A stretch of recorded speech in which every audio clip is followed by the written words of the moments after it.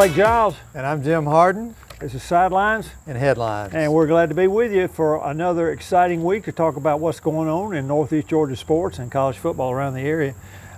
Jim, I went to one high school football game last week, and I think you stayed close to home to watch a little bit of Auburn. We're going to talk a little bit about Auburn football later on, but just talk a little bit about what went on in the high school arena last week. Prince Avenue Christian lost in a matchup with Blessed Trinity. I tell you this, we've traveled around to various places with Prince Avenue. I've been doing their streaming video for years. Some of the people up there at Blessed Trinity were some of the nicest people that I've run across. They were so kind and showing us where to park and all this kind of stuff and help us get us set up. So I was very impressed with how nice they were before the game. They weren't very nice after the game started because they won the game 28-13. Well, it's a bigger school. It is. They're 4A school, and it's a private school just like Prince Avenue, so they can draw from wherever. And they have one of the best players in the country, right. DJ Jacobs, son of David Jacobs, who I found out is Mark Rick's godson. Really? Yeah, John Rick was talking about it before the game, said, that's my dad's godson. You know, David played for Mark that's right. at Georgia, and so DJ is his godson, and he had 2 sacks. And I thought, all in all, Prince did a pretty good job of kind of, he didn't nullify him, but he just didn't destroy the game or anything like that. But they were, in a sense, fortunate to be close, but they could have been luckier and been closer. The first half, Blessed Trinity got inside the 5-yard line twice and got stopped. Once on a fumble, and I think the other time a block kick or something like that. And so they were only up 7-0 at halftime. And Prince came back and scored and tied the game, first drive of the third quarter. But then Blessed Trinity ripped off 3 straight scoring drives. And it was 28-7, and Prince had to score late. But by then it was pretty much over with. So they're a good football team. You know, they're ranked number 3 in Class 4A. I don't know who's better than they are, but they're a good football team. Well, it'll help Prince down the road having to playing against those guys, you know, and neutralizing a great player like that. You know, these coaches do a great job. You know, there was a time when you had a guy like that, you know, who would just disrupt the whole thing. Oh yeah. And, you know, football's, you know, Coach Dooley used to say it's the ultimate team game, and you can't. You know, one guy can still disrupt things, but sounds like Prince did a good job neutralizing him. So they did, and they're off this week. They've got what they call a spiritual retreat week. So then they play Johns Creek, which is a 5A school that's not very good. Prince beat them 55-7 last week. I'll tell you a game that I'm looking forward to this week, though. Grayson High School is going to play Mallard Creek, North Carolina. That's right. I forgot about that. Now, they just beat a team from, was it Alabama? They just beat? They did. They beat Thompson. Yeah, 24-23. Thompson's a perennial power in Alabama. Yeah, they are. And it was a close game, and Grayson had a new quarterback because the other guy got hurt early in the year, is out for the year. I think he's going to North Carolina, the guy who's hurt. But the reserve, he was a hero of the game, threw the game-winning touchdown pass with like 8 seconds to go, and Grayson won. But what interests me about them playing Mallard Creek is that Prince Avenue played Mallard Creek last year. That's right, I remember that. Lost 31-21. Now that's last year's Mallard Creek, last year's Prince Avenue, this year's Grayson, this year's Mallard Creek. How much of comparison there is, I don't know, but it will be an interesting point to kind of see how the number 1 ranked team in the state of Georgia does against Mallard Creek after what Prince Avenue did against them last year. So we'll see. Grayson's got some serious athletes. Oh yeah. Why do you know why Atkinson had not been playing? I don't know. His first game he played was this week. So that he played, and Anthony Davis, who's going to Ole Miss.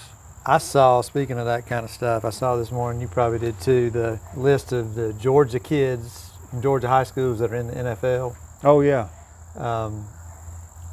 North Gwinnett High School, which my wife is retired, she worked there for 26 years. They got 6 active guys from one high school. From one high school. And Hill Grove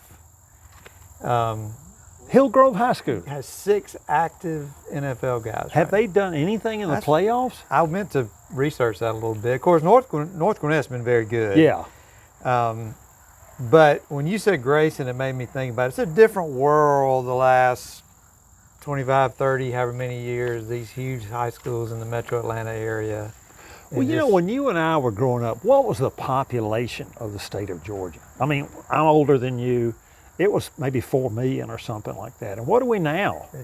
It's twice that. There's more. We're up to 12 or 13 million people or something, I think. I don't know exactly what the numbers are, but there's just a lot more people that live in the state of Georgia, and that means there's a lot more young athletes out there and a lot more opportunity for players to come along and be great and go on to great things. It helps the University of Georgia, that proximity to metro Atlanta. I mean, it always has, but, you know, used to, we always talked about South Georgia, and now you not only got a lot of people, you got a great brand of football in metro Atlanta. Well, I think I saw this year's AJC Super 11, nobody south of Macon on the team. That would have been unheard of in years past. You know, Valdosta and Tift County and Lowndes and Warner Robins. And all that. Camden County, Coffin County, all those schools down there. They still have great football programs. It's just I guess the numbers That's right. are such that they're up here. Well, Athens Academy won. Yeah. And they play John Millage from down in my stomping grounds. So this you week. know a little bit about John Millage, I think. Yeah, J.T. Wall, that played at Georgia, played for the Pittsburgh Steelers, has been their coach for, I don't know, at least 10 years or so now. And they've done a great job. They play in the Independent Association, but they've had some legit good teams. Well, I think they've got like 51 wins since 2020, and they're like the 24th winningest program in the state of Georgia. But they had like 51 straight, or not 51, but 49 straight wins. It was like a national record. They had a tough year last year. I don't know what was going on. Now they're 3-0 this year.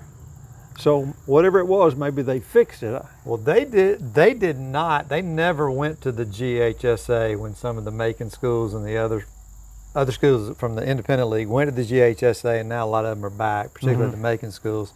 They stayed in the Independent League, and they had a little bit of a. They were good, but the competition wasn't as great through that period. Hope JT's not listening. He's big enough he'll whip me. But well, now I'm sure they played last year, and Athens Academy went undefeated, so they won last year. I don't remember what the score was, but the Academy they beat Shaw, was it? 44-14. Yeah, big game from Peyton Prince again, the running back, and Keon Stanford had a good game. So the usual guys for Josh Alexander's team to they won 2 straight after that opening loss to Aquinas, and maybe they're back on level keel now and ready to go. Sounds like they are. Clarke Central and Cedar Shoals both had a rough. Well, Cedar Shoals, I think Stevens County came back late to beat them, because I kept watching the score, and Cedar Shoals was ahead throughout the game, but at the end, Stevens County won. I think it was 13-7.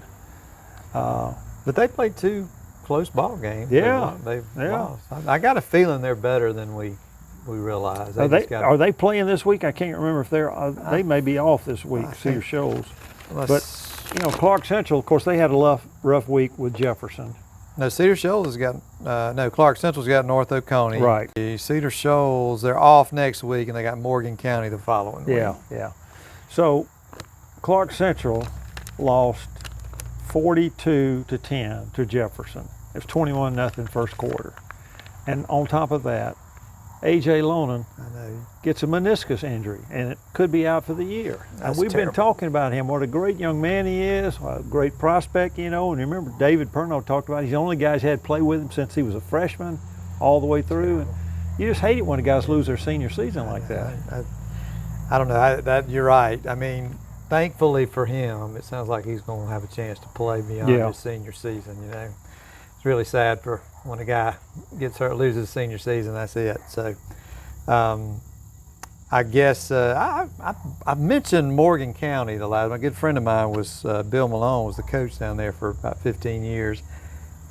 I think they play at Greene County. They won. I forgot who they played. They beat Oconee last week. Oconee. Yeah. I think they're going to be good in AA. They're ranked pretty Oh, high. yeah. I think they're going to make a run. Well, their quarterback, David Strickland, you mentioned him last week. John Rick told me that he was one of the guys that came up in his QB D1 camp coaching program that he had for a while. Now, he shut that down since he doesn't do that anymore. And he told me the reason he did it was because if he were to coach a player and that player wanted to come to Prince Avenue, he would have to sit out a year because it would be like he recruited him. Right.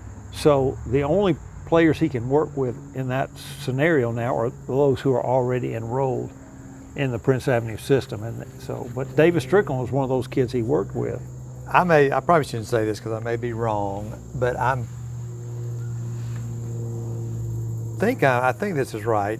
David Strickland is maybe Eric Zier's nephew. Oh, okay. If I remember correctly. My friend that was a coach in Morgan County told me that. I think that may be right. But so maybe maybe he's got good genetics. It could be, could be. Of course, I haven't listened to a Georgia game this year. Of course, Eric is not doing the color anymore.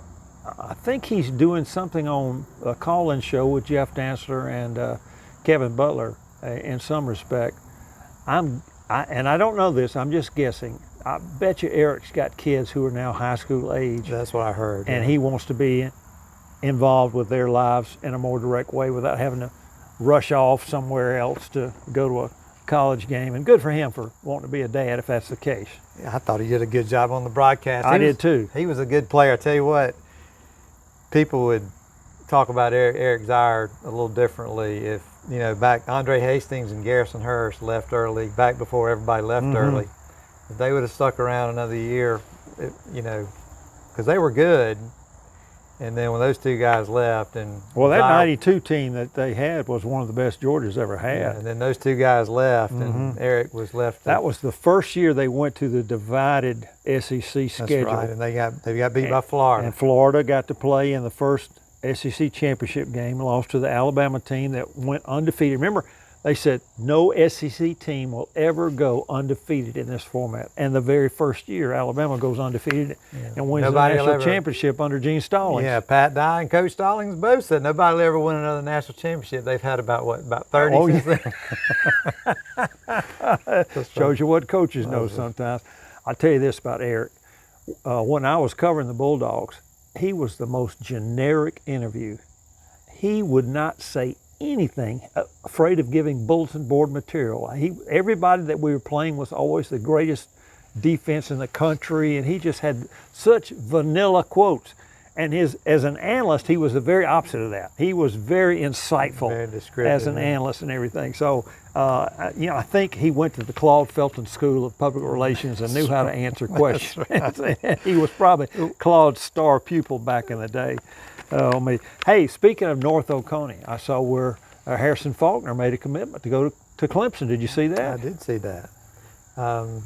Buster's son. Buster, maybe Bad Dabo will recruit him as an offensive coordinator. Who knows?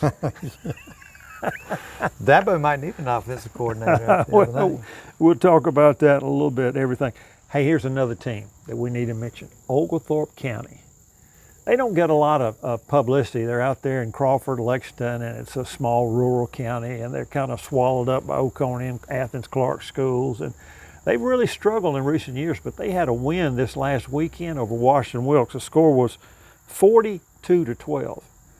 Do you know the last time they beat Washington-Wilkes? I was going to be my next question. When? 1983. Wow.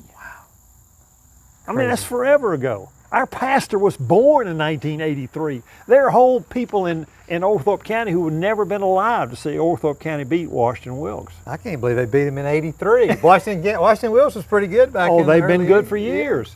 And this was only the 17th time they played them since then. Oh, okay. They don't play them every year. That's right. That's true. But still, to beat them, and they're 2-1 now.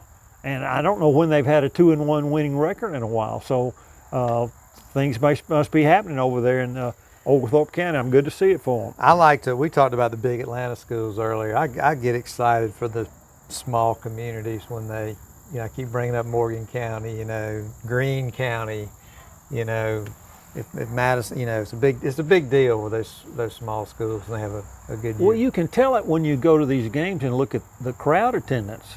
It was there. Westside Macon came up to Prince Avenue a few weeks ago, and they brought practically no spectators. That's right. And there were some there at Blessed Trinity last week. They had a decent crowd. But there's been games that Prince Avenue's played against some of these bigger schools, and they just don't have anybody. But you go to the rural schools where that's the game in town. Those people come out for the games. Oh yeah, it's just, I love it. Yeah. I love going to a small town high school but football game. is that going away? I'm afraid it is on some level. My friend Bill Malone, that coached at Morgan County, we talk about that. You and I we asked Josh Alexander, are the kids different? Is it different? I think the whole deal's a little different. We're such a transient community. The days of, a group of guys growing up, starting school and elementary school and going all the way through and having a great team are probably over again. There's so many people moving around. And it's just a little different vibe, I think, than it used to be. Yeah. I think in general, there's a little less sense of community in America. Yeah, yeah. We better not get too philosophical. Here you go. Start talking about politics. Yeah. Or something like that. Let's see other games this week. Jefferson's going to visit Stevens County.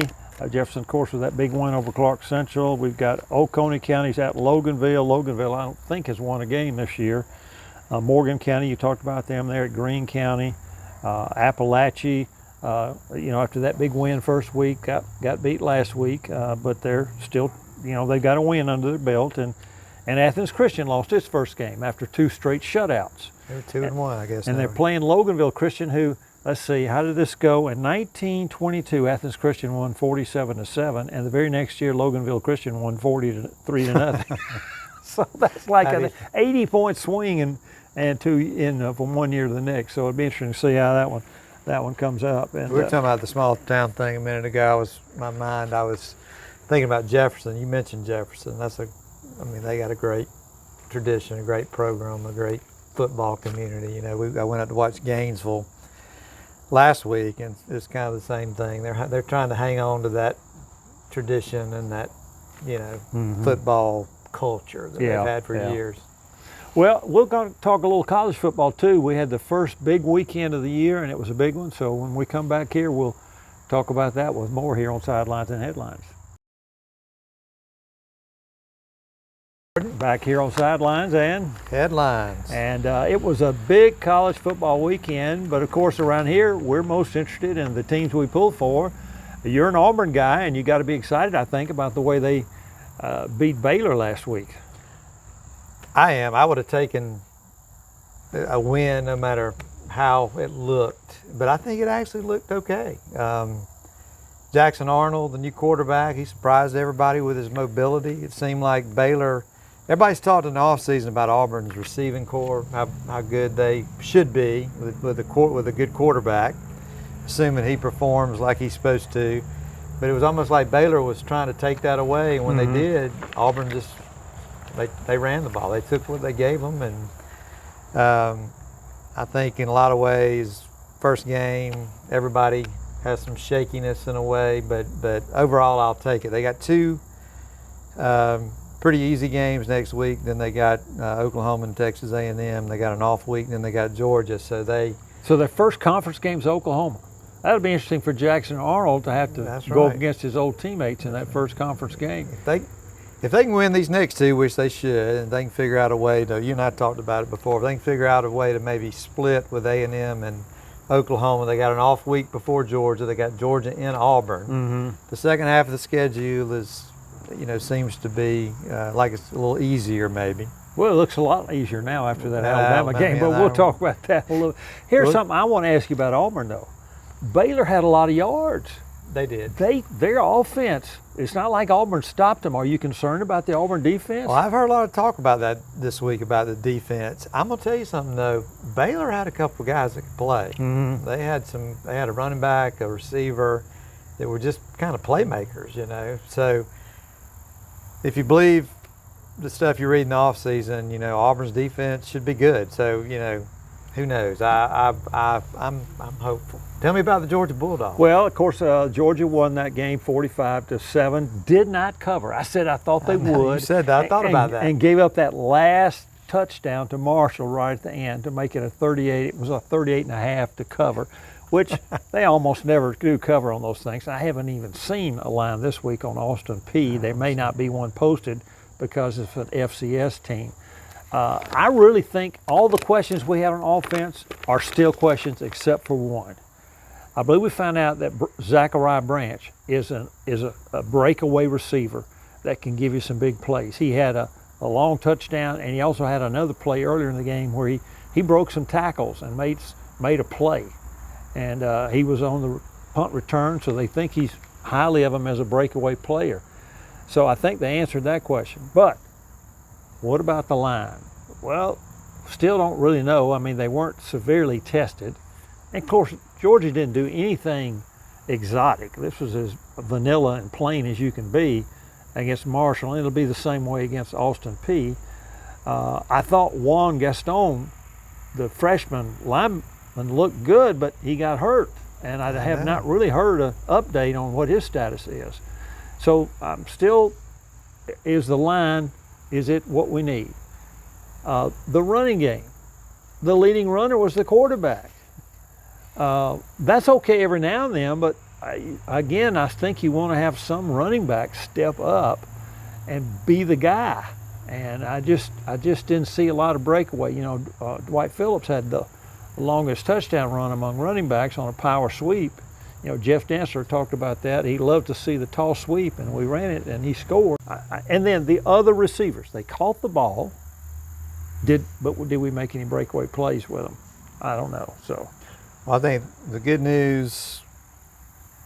Well, the good news is you don't really know. The bad news is you don't really know. As a fan, you want to know. But I mean, not knocking Georgia at all, but Marshall, just like you mentioned last week, their whole team has been depleted. I mean, yeah.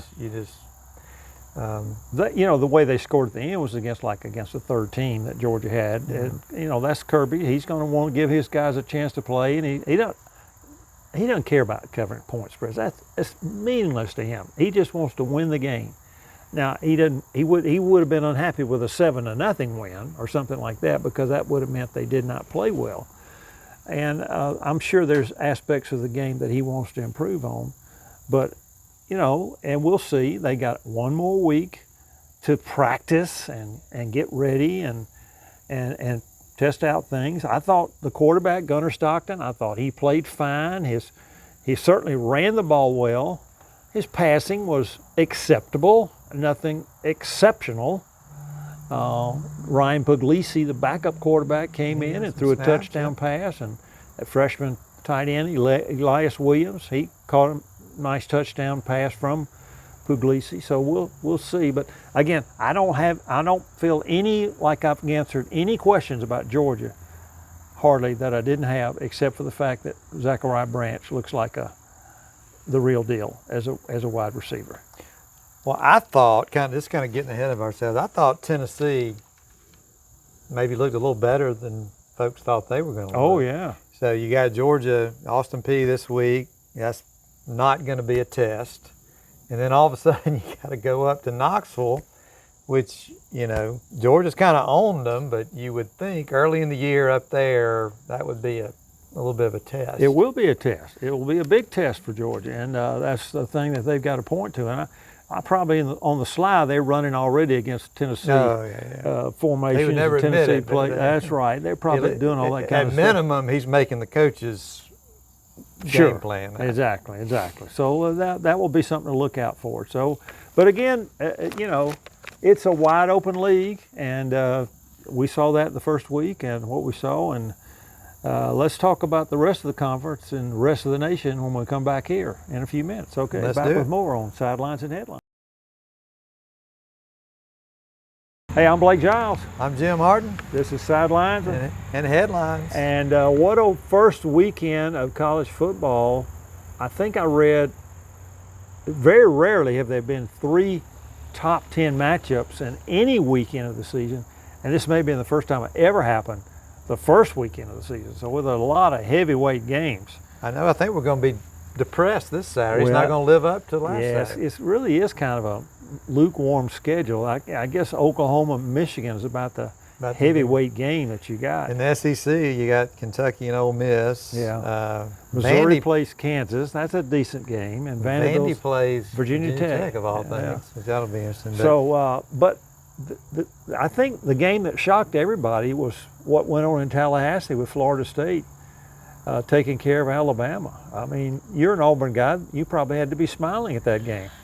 Well, I didn't know what to think, to be honest with you. I was like everybody else, but you know, the Gus Malzahn factor, you know, is what they said. But I don't know. I heard a lot of people that I thought knew what they were talking about that had me convinced that Florida State was going to struggle.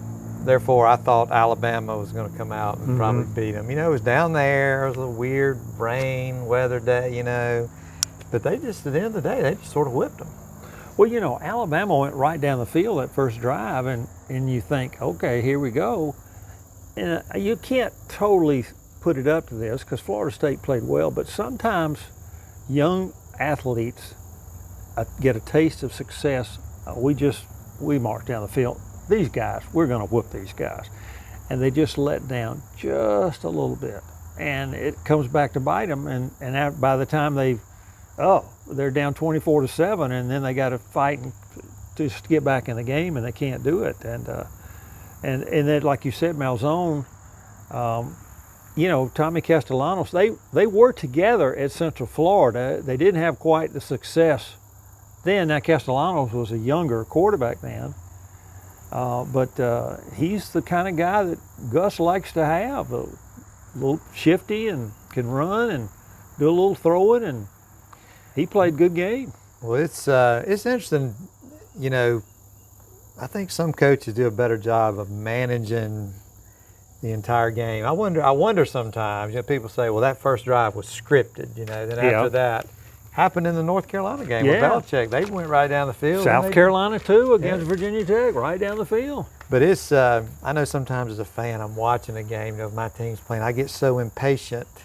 You know, but I think some coaches have a little bit of an art of, you know, managing the game from that standpoint too, and maybe having a good plan to when you come out, maybe script and whatever, but then having a plan for the second stage, and then having a plan when you come out after halftime. You know, regardless of what side of the ball you're on. Well, you know, your first drive on offense, in particular, is usually critical. But I don't know. We joke about you and I having gray hair. We've been watching it a long time. Clemson lost, Bama lost, Texas lost. Yeah.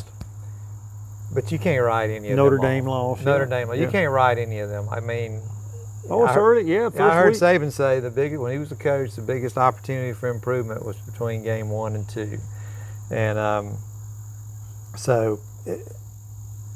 think in a few weeks we'll probably forgotten a lot of what happened in week 1. But it was interesting. Well, obviously Florida State was ready, and they've got a good system. But you still have to ask questions about Kalen DeBoer at Alabama. I mean, the bloom is off the rose, so to speak. They no longer, I'd say right now, Alabama is not as fearsome as they were when Saban was there. And is it ever going to be that way under DeBoer? We just don't know. You know, when games like that, the message boards fill up, and you hear all kind of things, and you don't know which of those things to take serious or not. But there's some indication that it's just he's different than Saban, and maybe not different in a good way. I don't know. Well, the problem over there, I say over there, I mean it's the same over here. My son made a good point. He said, you know, it's funny. You know, the whole time from the time Saban started to now, that's really when social media got big. And all the Bama fans, you know, they've never had to deal with getting trolled and getting made fun of, which, you know, in theory, that's neither here nor there. But the problem for DeBoer is, no matter how smart he is, how much he can block out, it becomes rat poison. Yeah. I mean, everybody's listening. It's a distraction for him.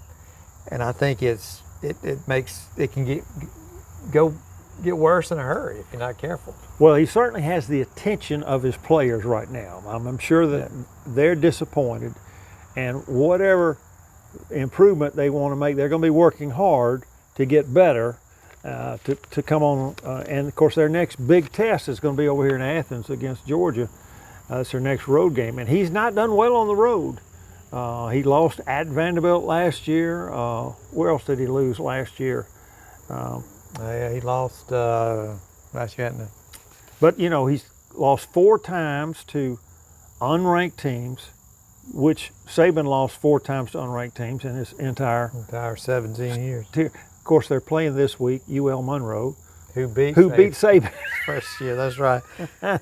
Well, if this kind of unfolds like we think it is, and was it the 27th they play in Athens? Yeah. If they were to beat Georgia, you better. There's going to be some busy psychiatrists in Athens. Next week. It'd be like they're in our head for sure by then. So we'll see. Well, the other headline game was that Texas-Ohio State game, and the appointed Heisman Trophy favorite. Gosh, he looked anything but that. He did. Arch, he looked bad. I don't think there's any way that guy could have lived up to the hype. But I agree with you. Something didn't look right. I mean, I don't know if it's the supporting cast. Do they not, does he not have the guys around him to, is it just a kind of a good old-fashioned defensive game, like Clemson LSU was a little bit the same way. Now we always expect everybody to score 30 points or it's not a real game. But I don't know what to make of it. What do you think? I mean, do you think Ohio State is? Well, I think Ohio State is an excellent defensive team. And their offense, their quarterback, Julian Sayin, he didn't do anything either. Yeah. I mean, neither one of the offenses did anything. So Texas can at least say, we got a good defense and be truthful about it.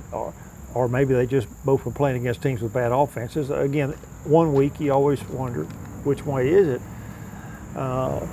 But Arch, maybe he was just too keyed up. I mean, like you said, so much hype, so much attention, so much pressure on him. And you get there, the lights come on, and the first throw, he bounces it like he's throwing it to shortstop for infield warm-up or something like that. And it doesn't get a whole lot better at the end of the game. And then, there's a meme out about the sidearm throw he makes late, and, why did he do that as opposed to over the top?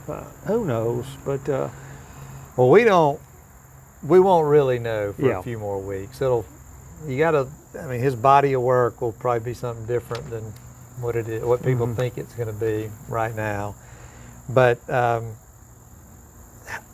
don't know. If you're Texas and you're Ohio State, they got to be good, don't they? Both of them. Yeah. I mean, as the season goes on, both those teams are going to be. Well, it's odd. The SEC was 14-2 last week, and the 2 teams that lost was Alabama and Texas, who 2 of the 3 bell cows for the conference.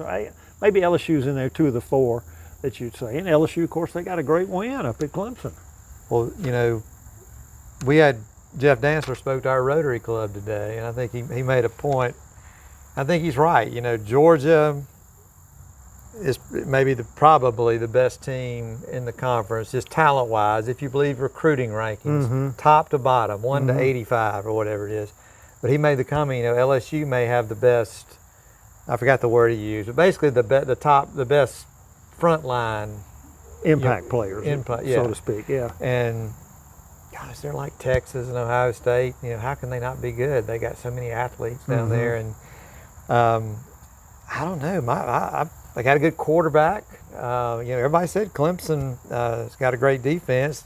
They didn't score a lot of points, but they went up to Clemson and won. I tell you, if I was an LSU fan, I'd be happy. Oh yeah, well, first time they won the season opener under Brian Kelly, and they put up this big 1-0 was their mantra going in, and I think I've said next week they're 1-0 is still they're trying to take it 1 week at a time. Well, you think about Clemson, and this may just be a function of being the ACC and their schedule. They're probably not going to lose again Yeah. I mean, they'll be. I just believe they'll be in the playoff conversation.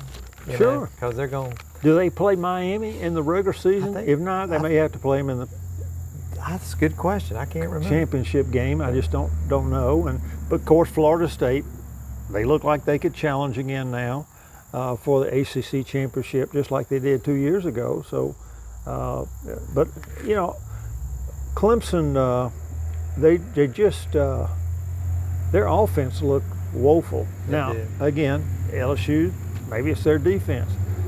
Did you see those quarterback ratings?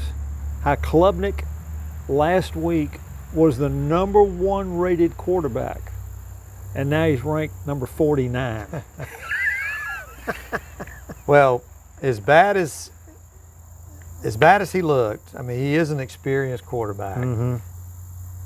They are still Clemson. Right. I mean, you know, when they play Florida State, if they played this week, I'd have my money on Clemson just because, you know, Florida State struggled. Miami, who knows? Of course, they won and looked good at times against I guess what's a good team. But I just, my point is, I think we're early passing judgment on these teams. Yeah. It wouldn't surprise me at all if Clemson is in the playoff. Yeah. Well, you know, Dabo was kind of trying to explain something about the game, and he kind of talked about some missed opportunities and said, he said, if this was a final exam, LSU made 65 and we made 58. And Brian Kelly kind of said, I don't know what game he was looking at. I saw that. Kelly kind of fired back at him. Yeah. I think the point he was making was it's the first game. Yeah. And everybody's a little sloppy in some area in the first game. But like I said, I think LSU might be something to be reckoned Oh with. yeah, they're and I tell you what, you know, that Harold Perkins is a stud, and of course we like the Weeks boys, Witt and West. That's and right. I'm not sure Zach got into the game or not up there, but hopefully, I'm really hoping we can get David Weeks on here one week and just visit with him about the boys, and we'll try to work that out. What'd you think about Carson Beck in Miami against Notre Dame? I watched a good bit of that game. I felt a little bit like we were, you know, talking about Clemson, the whole ACC thing with Clemson and Florida State. I don't know. I don't really trust Miami to. I feel like they'll do something stupid and lose the game. Like they did against Tech a couple of years ago, fumbling the football. Exactly. Uh-huh. You know, and you would think. I kind of thought Notre Dame would win the game, but you know, it was down there. I don't know. Notre Dame was breaking in a brand new quarterback. That's right. Now, Carr, he played well, I thought, for a rookie. How do you think Georgia fans feel about Carson Beck? I saw some stuff. Sometimes I try to ignore it on social media that, you know,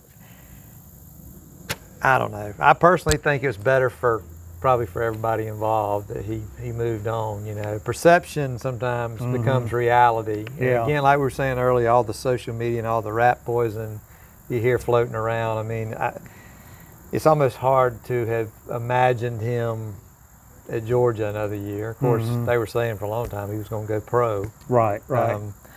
Well, if you know, the way things worked out with the injury and maybe that hurting his draft stock and, Yeah, that's right. and not being able to work out for pro days and all those kind of things, it made sense for him to come back. Personally, I don't have any animosity toward the young man. I didn't know him. Personally, I was always a Brock Vandegrift fan because he was a Prince Avenue guy. I knew his dad well, and I always hoped he would do well at Georgia. But for one reason or another, he didn't. But I didn't have anything against Carson Beck. And he's certainly a different personality than what we have now with Gunnar Stockton. There's a lot of jokes about, you know, the Lamborghinis and pickup trucks and, you know, Louis Vuitton and raising steers and all that kind of stuff. And he's just a different guy than Gunnar Stockton. But, I mean, I thought the way he played, I thought his passes were crisp and sharp and on target. I thought he had a good command of the game. And he certainly, you know, of course, he got helped a time or two. That catch that one guy made in the end zone could be catch of the year already. Yeah, he didn't get many of those last year at Georgia. No, not at a lot all. of drops. Not at all. So I mean, I was pleased for him, and of course they talked to him after the game, I think he was just struck the right note of what he said. And if you haven't watched it, you should go back and watch him at the ACC Media Day. He's got like a 45-minute interview that's I saw online. part of that, yeah. And I mean, he really goes into a lot of detail about why he left Georgia and how all that came about. And he said, Georgia was great for me. It helped me grow as a young person, and it helped me grow as a quarterback. And he has no bad feelings toward Kirby Smart or Mike Bobo or anybody on the staff over there. It just, the things worked out. And then, of course, Miami comes calling, and they offer as much money as they allegedly did. And, you know, he lands on his feet. I mean, he wasn't going to make that much money in the NFL draft probably if he'd have signed. So I was pleased for him. And we'll see how they do over the long haul, but it was a good win for them. I think that was a very big win for them. They're a little bit of when you talk about their recruiting and the way they kind of build their program down there. Yeah, there's a lot of athletes in South Florida. It's a little bit weird though. I mean, you know, it's just tough. I mean, what you know, Snellenberger did way back, and then Jimmy Johnson, you know, that was, maybe seeing a little bit. It's kind of unprecedented. Yeah. But maybe Cristobal can do his thing and kind of build that thing and have a little more consistency than they've had a lot over the years. But I saw some stuff with Jimmy Johnson. He was crazy, but they were so good. Oh, they were so good. They were good. But it's a different deal down there. Yeah. Well, what about the South Carolina win over Virginia Tech? South Carolina, when they got that ball at the beginning of the game and went right down the field, I said, hey, they're going to win the national championship, you know? And then they kind of struggled for a long time after that. Well, you don't know how good Virginia Tech. That's why I said, you know, they're playing Vandy this week. That'll probably be an interesting It's a toss-up kind of game on the way the bookies look at it. I'm surprised. I don't know how you feel. I just thought you would never get that vibe. South Carolina would be very hard for them to get that vibe back they had under Spurrier when they felt like they could truly go head-to-head with anybody. And it's almost like Beamer's actually got them in that frame of mind. I'm not surprised. And here's why. They don't have any pro sports team in South Carolina. The only thing they have is Darlington Raceway. Right. I mean, they're just, of course, the Charlotte the football team is just across the border. But South Carolina football that's it. That and Clemson. Those are the two major sports. And so those people, they just have delusions of grandeur. I think they've had them for a long time, and they're just eternal optimists, and they believe this is the year. They are. And I tell you, it's funny, little racing side. I went to Auburn for 1 year, and I went to transfer, and I graduated from Presbyterian College up in South Carolina. PC beat Mercer. Saturday. Mercer was ranked number 11 and whatever, and PC beat them. It was a huge win for the Blue Hose. But what I was going to say, the most popular bumper sticker in South Carolina used to be dirts for racing, asphalts for getting there. So there are a lot of grassroots I love that. But when growing up, I had family in Alabama. I felt like I knew, go to Florida every year on vacation. I was almost like South Carolina was a foreign country to me. I went over there to South Carolina, went to a Gamecocks game.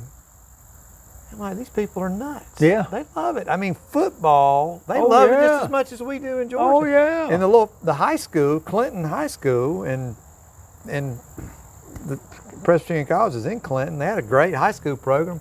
My buddies and I, we'd go to we had a little group. The rest of the guys would be at the fraternity house drinking beer, and we'd be at the high school football game every Friday night. A friend of mine's father was a longtime coach, but just to see that, it's just,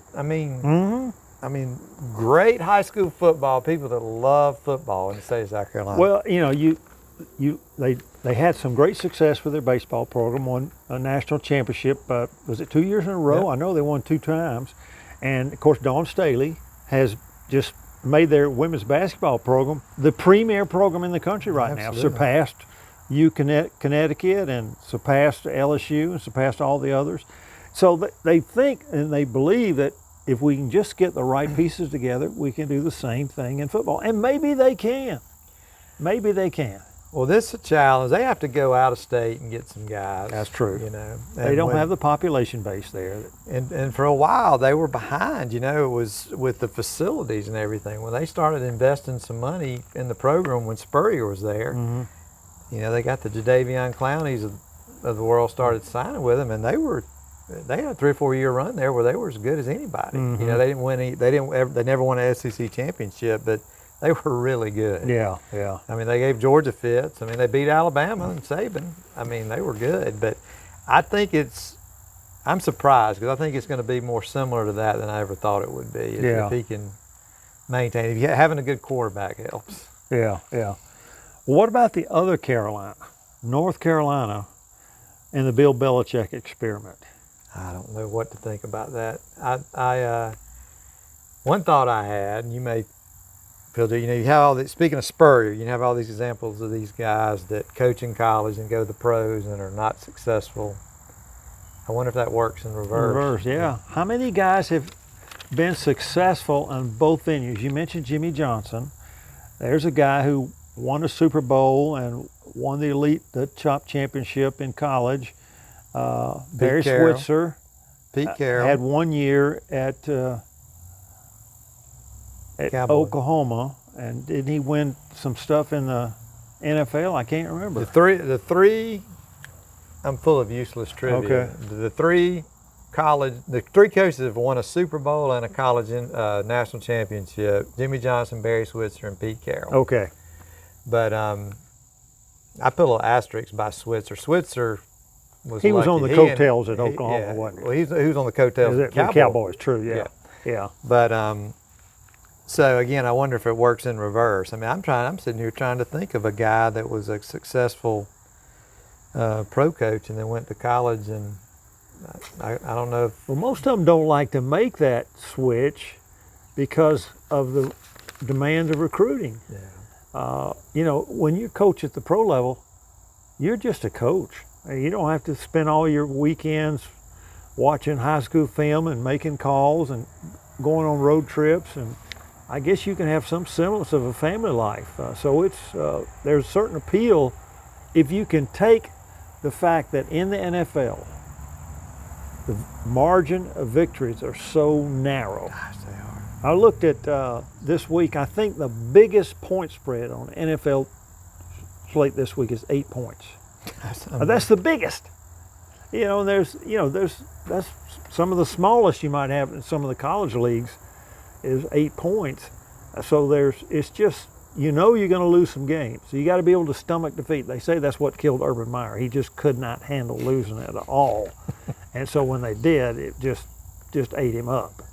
I don't know if that's true or not. I didn't know Urban Meyer, and I'm frankly glad I didn't. Yeah. Well, he and Belichick might be a little bit. I don't know. I don't know.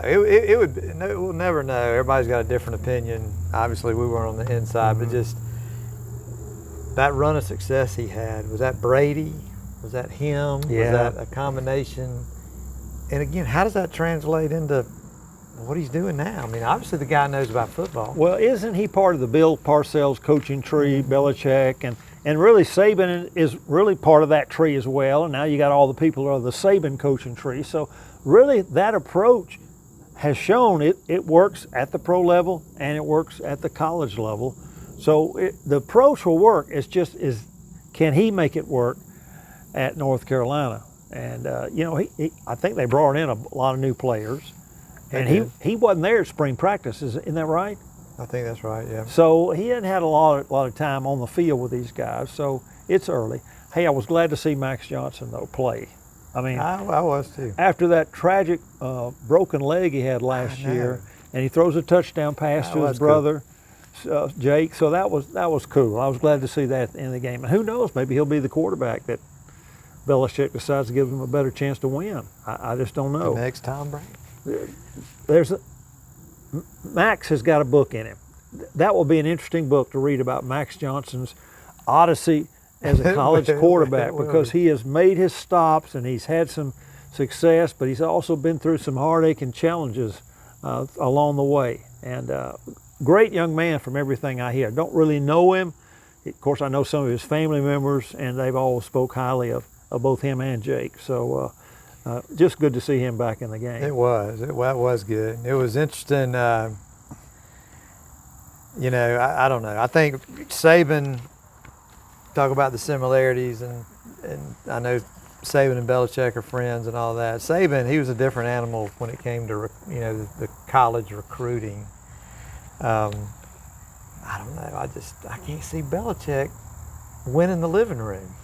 Yeah, I don't know. Just personality-wise. That's true. That's true. He's got Michael Jordan up there in the booth. Yeah, and Lawrence LT Taylor was up there. That's right. I mean, that's the royalty of North Carolina sports. Those two guys. They got money, I guess, up there, but I don't know. Who knows? Yeah. So speaking of money, what about the guy who left Tennessee because he wasn't getting enough money, and goes out to UCLA, Nico Iamaleava, and just lays an egg against UNLV? I don't understand it. I mean, would he not have been, I mean, just face value, would he not be better off? I mean, what if he was Tennessee's quarterback this year? I mean, they look pretty good with... Well, Joey Aguilar certainly, I think Tennessee fans, you ask them today, they don't want to trade back. Well, that's right. But I'm just saying, the way it looked this time, well, at the end of last year. Well, I mentioned those quarterback ratings, and Nico was one of those guys that was up high on the ratings, and he just dropped off the list. So did Arch Manning. He was high. He's not in the top 50 anymore. The number one who is number one? I'm not sure I know who number one is. Oh, it's Josh Hoover of TCU. Now, they played good, but I don't know if I'd call him the number one quarterback in the country. Garrett Nussmeier, LSU was 2. Your guy, Jackson Arnold, jumped up to number 7 with his performance. I think, let's see, Gunner dropped from 38 to 39, just went down slightly. Well, we talked about LSU earlier. I would, you know, an experienced, you know, Nussmeier, as the season goes on, he might be the difference for them. Mm-hmm. I mean, who knows? But I think the guy's pretty good, and he's played a lot of ball. So. All right.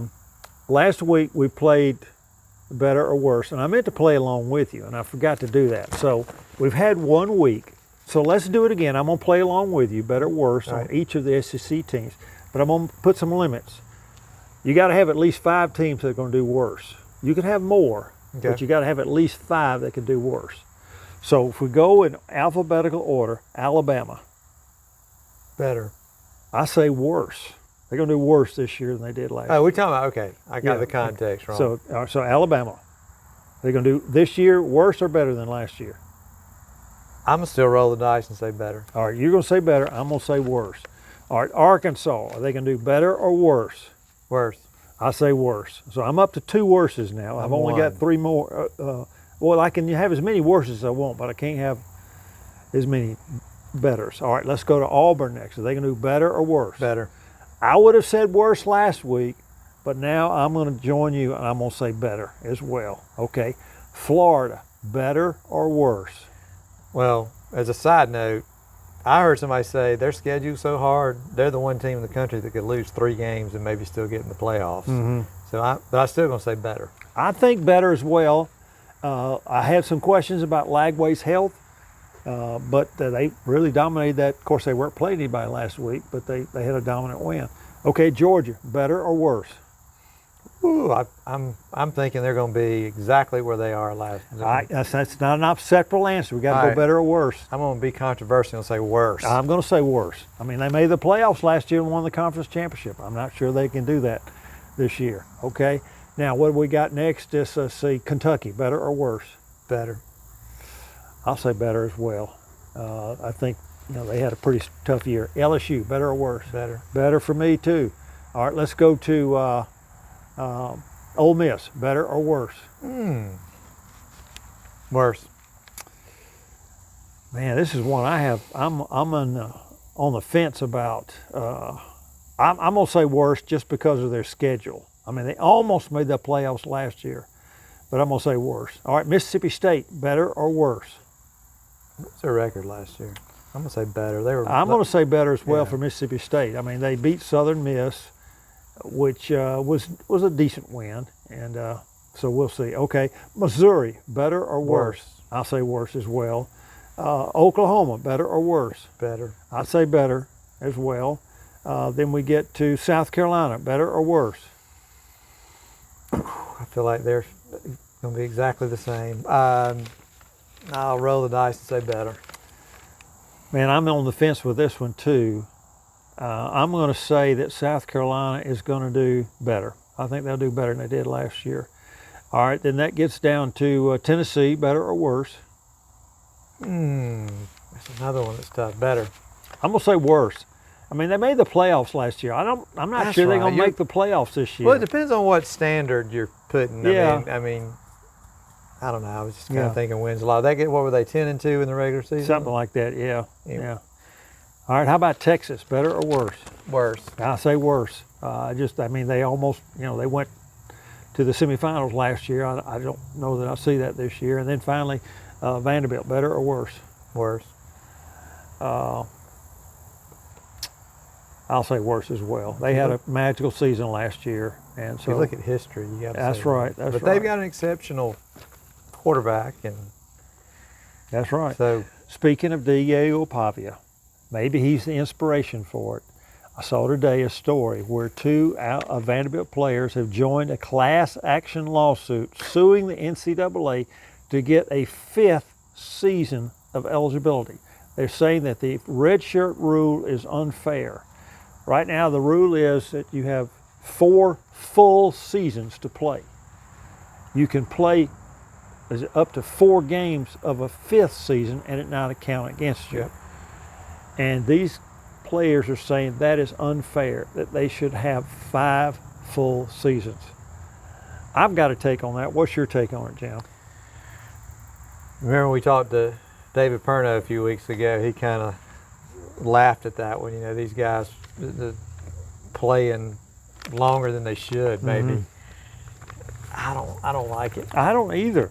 I mean, it's the redshirt rule was written to give them an edge in case they played a little bit, they would not lose a year. Yep. And now they want to claim the whole year.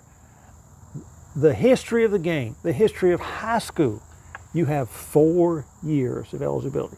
Freshman, sophomore, junior, senior. Now, in college, they call them now first year, second year, third year, fourth year, because so many people do take 5 years to graduate. I'm one of those guys. I crammed a 4-year program into 5 when I graduated. But my eligibility was not a factor, was not an issue. As David said, Perno said, you add an extra year of eligibility, all of a sudden opportunities for high school players disappear to some extent. There's just less of them. What's the roster limits they're going to have? You remember the number? 130 players? Yeah, including all the... And of course, there's no such thing as a quote walk-on. Yeah. You can scholarship all 130 if you want to. So if you divide that up into 5 years, that's 35 players a year, something like that. I don't know how many programs are going to be willing to carry that many scholarship athletes who'll be able to afford it. Plus, nowadays you have to pay them. Yeah. So and that's one of the things these guys are saying. You're taking away an extra year of income opportunity for us by denying us this 5th year of eligibility. Well, I'm a capitalist. I am too. But I also think there's some value, and it's part of our culture. It's part of the fact we're sitting here talking about what we talk about. It's just amateur athletics. There's value there. Yeah. You play sports in school because it's supposed to be part of the education process, and all that just flies in the face of all the things we've had all these years and grown to love, and why we talk about it. Well, I guess in a sense, college football has been so successful as an entity, as a financial entity. It's outgrown that view of it as something you do as part of your education, and it's become a big business. And now the players, they want in on it, and they want in on it as much as they can. Well, every one of these guys now at the big time, I don't know what the percentage is, but you know, when Georgia plays Saturday, a lot of you look down on the sideline, a lot of those guys down in the red jersey are not going to play in the NFL. However, there are a lot of them that they have aspirations. They think in the back of their mind they might can, and now they got an opportunity to play, to get paid in college, and it's just a totally different mentality. The whole psyche of the whole thing just changes. Well, who does Auburn play this week? Have they got a game? Ball State. Ball State, and Georgia plays Austin Peay. Not much suspense there. Come out with a couple of wins. I guess, like we mentioned this week, maybe Oklahoma, Michigan's the big game. I think that's on at night too, isn't it? Yeah. What's your pick on that game? Are they playing at Michigan? I think so. I'm thinking the Sooners. I'm thinking Michigan's going to win. Yeah. Just because it's in Michigan. Mateer, the quarterback, I don't know what his numbers were last week for Oklahoma, but Bryce Underwood, the freshman, did a good job for Michigan. So I'm just thinking home field, that'll give them the edge in that game. Well, you just better keep an eye on those Presbyterian College Blue Hose. All right. All right. They may be back. All right. Maybe we'll set up an interview with somebody and talk about the Blue Hose. The Blue Hose. I can. Did you play there? I didn't. I made an attempt to play at Auburn my freshman year. When I transferred, they asked me to play and wasn't really offering any money to play. And I, looking back on it, I'm so glad I didn't play because they had some really good players. And you know what I learned pretty quick, those guys that play football at PC, we were in NAIA back then. You know, they spend as much time and energy as the guy that plays at Auburn. You know, it's a tough. Yeah. It's a lot of work, and I admire those guys. You know, there's a little part of you that wish you would have played, thought I might have could have played, you know, at a lower level, somewhere like PC, but I'm glad I didn't. But they might have had a few extra head injuries too. You just might never know. That's right. I'm kind of a little shaky anyway. Well, speaking of head, did you see this up here, Jim?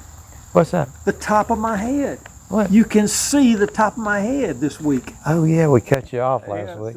We're gonna have to talk to the cameraman. Yeah, that was. So I would fire the cameraman, but the cameraman or I. So anyway, I hope I did a better job this week getting it lined up. Well, I know we need to wrap it up. Just one more quick thought. I should have researched the Blue Hose a little better. I'll have to make that part of our weekly thing. But NFL starts this week. Oh, yeah. Are the Falcons going to break our hearts like they always do once again this year? Oh, man. Who are they playing this week? The Bucks. Okay. Baker Mayfield coming to. Big division rival. So, I mean, Tampa Bay, they won the division last year, didn't they? But it's a sorry division. That's right. It was a sorry division. I really think the Falcons will be better this year. But again, not a lot better. Maybe good enough. Maybe to be 9-8 or 10-7 or whatever this year. Which would be huge perception-wise versus where they've been. They've had 4 losing seasons in a row or something. But I'm kind of like you. I mean, I grew up. You know, the Falcons were it, like we talked about before. There used to be college. Their college games weren't on TV, but we did get to see the Falcons every Sunday when I was growing up. And back then, I was probably a bigger pro fan than a college fan. But it is just, they've broken our hearts so many times. I have never been a huge NFL fan. Coming up, working in the newspaper business, Saturdays was such a long day for me. Yeah. And covering college sports, and then if you had a game on Friday night that you covered. By Sunday, I was ready to just kind of take a break from football, and I didn't watch it as much. And I may or may not watch the games now. So I'm one of the playoffs. I'll be there when the playoffs come, but I'm not the typical NFL fan. I'm not the guy. I'm not either. My oldest son loves it. He loves high school, college, and pro, and so I usually will try to watch most of the Falcons game on Sunday just so I can talk with him about it intelligently. But anyway, it'll be interesting as always. Yes, it will be. Well, we hope you've enjoyed our conversation this week about football in the Northeast Georgia area and college football. Hey, Follow us, subscribe to us, like us, tell your friends about us, and come back with us next week on Sidelines and Headlines. Thank you all for being with us.